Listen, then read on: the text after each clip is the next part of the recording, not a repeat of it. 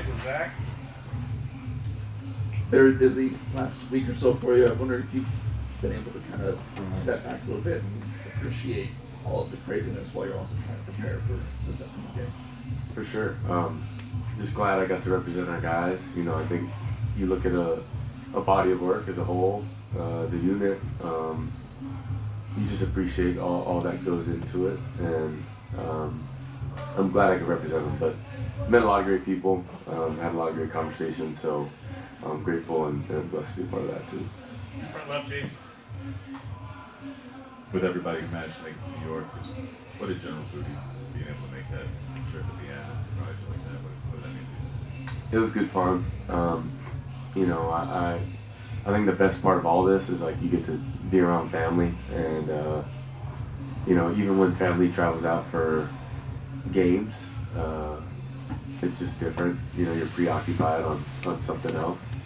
But for that event, at least, we could enjoy each other's company and just hang out. Left, here, second row, Eric. Just asking Coach kind of what the benefits are to buy. You said kind of the rest and you guys were on the practice, but just from your perspective, what have the advantages been of having all that time to be able to?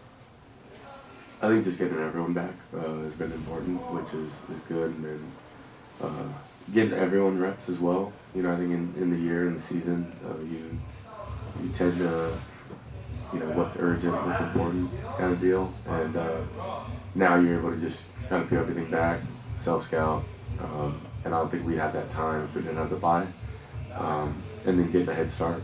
So there's a lot of pros to it.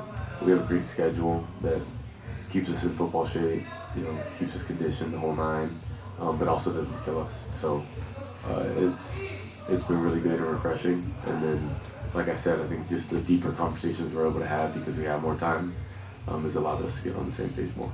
Front right, Zach. Similar enough, but how do you balance keeping in football shape and resting up and trying to get healthy and not letting reps build up and get stagnant? Yeah, just being super intentional with the reps. And I think coach does a good job of like knowing when to, you know, of course get our work in, or know when, hey, like maybe it's a different way we can approach practice. So he's done a great job of that and has helped us a bunch. But I still think, you know, it's a balance that everyone's trying to find. And as a player, I know we found a great balance on the player side. In the middle, Tyson. Dillon, I know completion percentage comes down to a lot of timing and chemistry and the routes and stuff, but in actually like breaking down like your accuracy, what would you pinpoint to throughout your development of your career that allowed you to develop that trait to be able to? It's not like you've had to put it through a window a ton this year, but when you've had to, you've been able to do a pretty high success rate. Yeah, I think reps. You know, not a lot of people are patient enough now to get past a certain point of, you know, there's going to be failure, there's going to be inconsistency, but I also believe that there's another side to that, kind of over the mountain that people can't see, right? And I think I've found a happy medium, you know, and was able to get over that hump.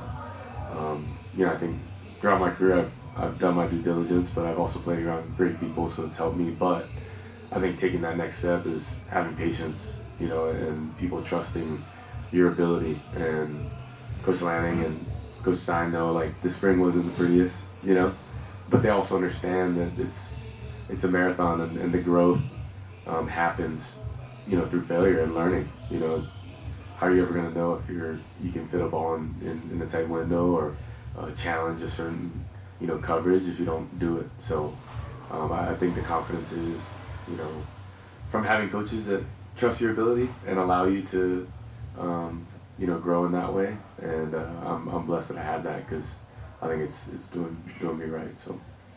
Back left, Matt. Can you speak to just the impressiveness of Dave Iuli coming in middle of November, not playing at all, in a position of protecting you, and just how well he's done and what's allowed him to be so successful for you guys there? Yeah, I think him being here for a good amount of time, he's very, you know, he's a vet in his mind in terms of what he knows and what we try to do offensively, which has helped him just plug and play. And of course, he dealt the physical battles, but you just see a guy who's continued to fight and keep swinging, and I appreciate that as a player. you know, a guy who, you know, pours his all into it, and really, you know, came in mid-season when we needed him, and he just executed. And he's just reliable. But more importantly, I think you're seeing him turn and flourish into his own as he, you know, like, this is perfect for him. You know, this time to kind of peel everything back and kind of take a deep breath and see how he can get better. And I think, you know, you just look at him, like, I'm grateful for him and his contribution to what we do offensively. But he's a damn good player, he's a damn good person, and being around him, you know, you're actually competitive. You smile a little more. He's a infectious person. So. All right, Cam. Dillon, obviously the Rose Bowl is such an historic thing. The team gets to do a lot of cool and really fun things while you guys are on that trip. Just how do you plan to find the right balance between taking all of it in, genuinely enjoying it, but also staying focused on football and the game like it's there?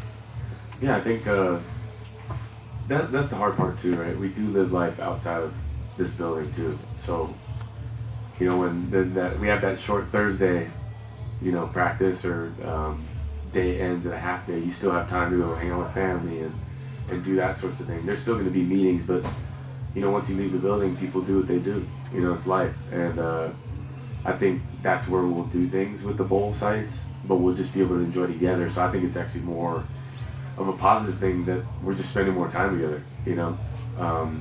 But for the most part, bowls are fun. We earn the right, you know, to be there and play in it. We also know what's at stake. But we're going to get our work in with Coach, and we'll be just fine. Middle left, Isaac. So I'm curious, what would your Heisman ballot have looked like? You don't want to know. But truth is, it is what it is.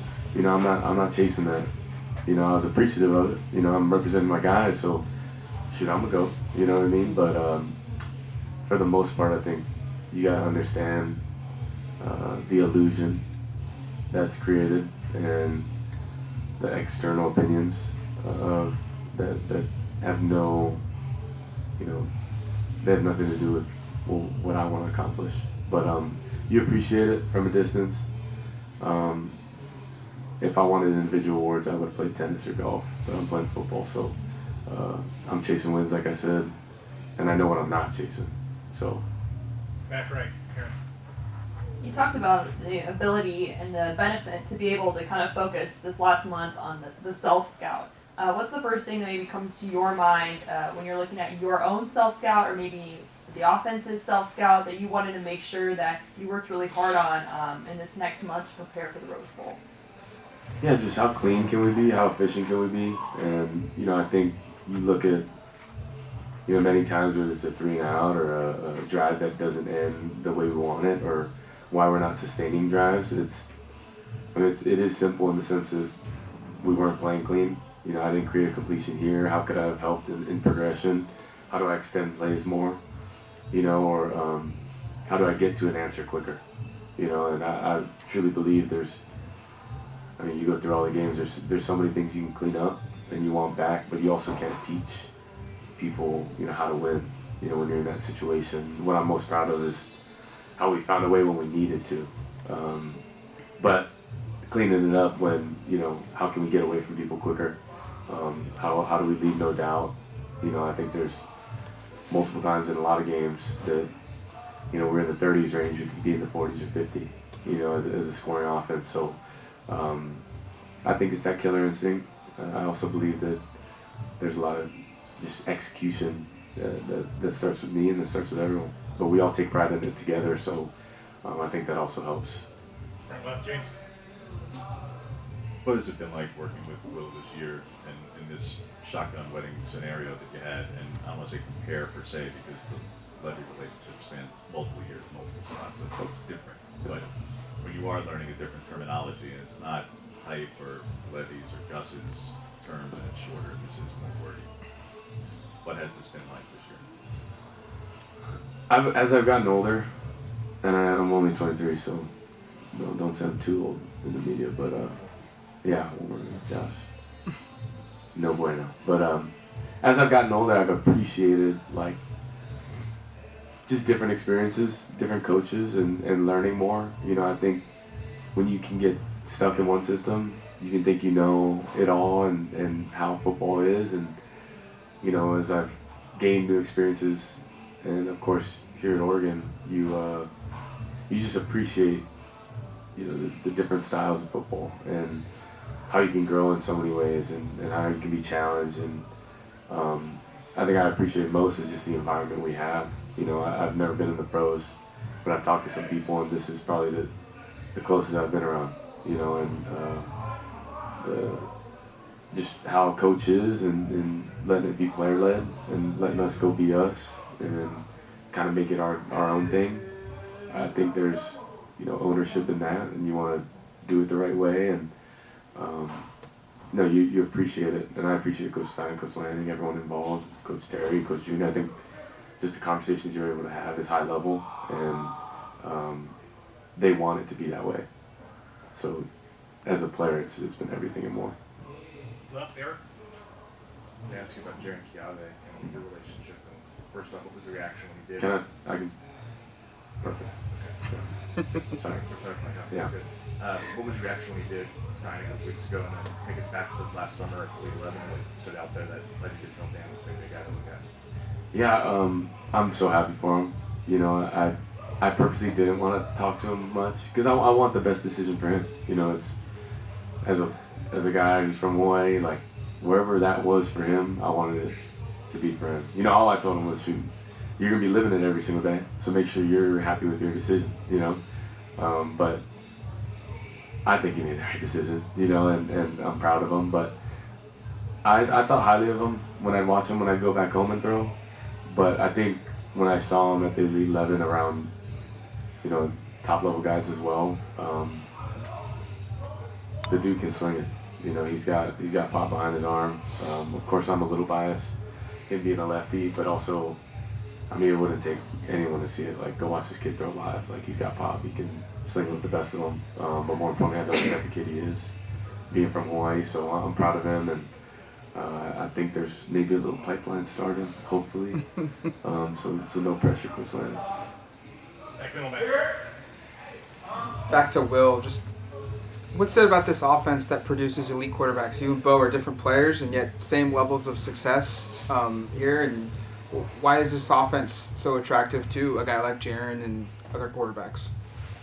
I truly believe it is pro quarterback, you know, and more than just the X's and O's and scheme. I think it's, you know, the ownership in making it yours and allowing us to be in position to lead and, you know, have conversations with receivers, tight ends, O-line, the whole nine, you know, the meetings, and allowing us to be vocal in those as well. And I think just those high-level conversations, you know, those meetings throughout the week with Coach Simon, Coach Lombardi, like,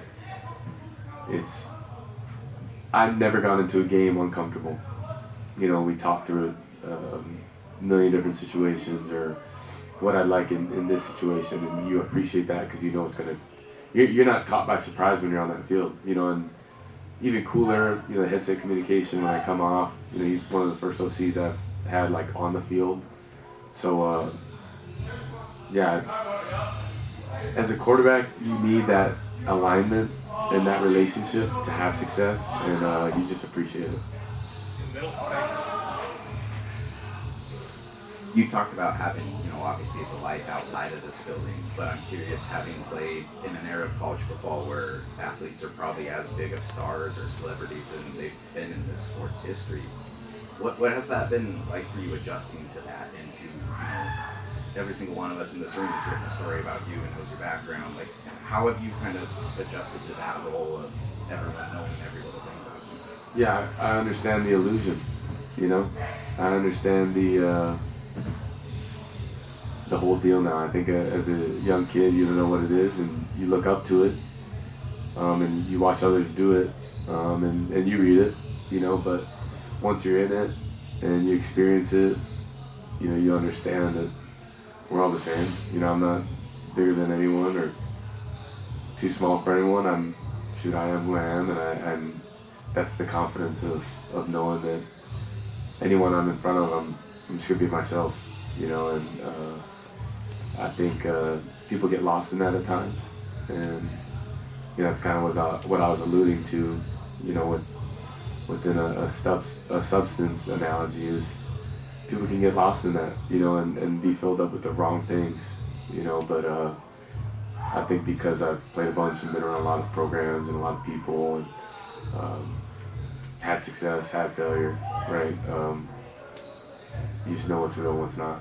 So that's allowed me to be me, and I think everyone has that certain time in their life that, you know, it clicks, but sometimes it takes longer for others. Last question. Okay, all right. Dillon, Bryce Bencher, obviously people know about his passion as an athlete, but I'm just wondering what your observations are of him as a representative of kids that come from Eugene, and just what little ways Oregon football has benefited from having a personality like him around. Yeah, I think the hometown hero thing is real. You know, I think as a kid, I grew up and wanted to play for hometown. You know, that's how you grow up naturally. And I think you see a kid that's always wanted to play for Oregon, you know, and has wanted to represent his community and, of course, be home. But more importantly, I just enjoy his company.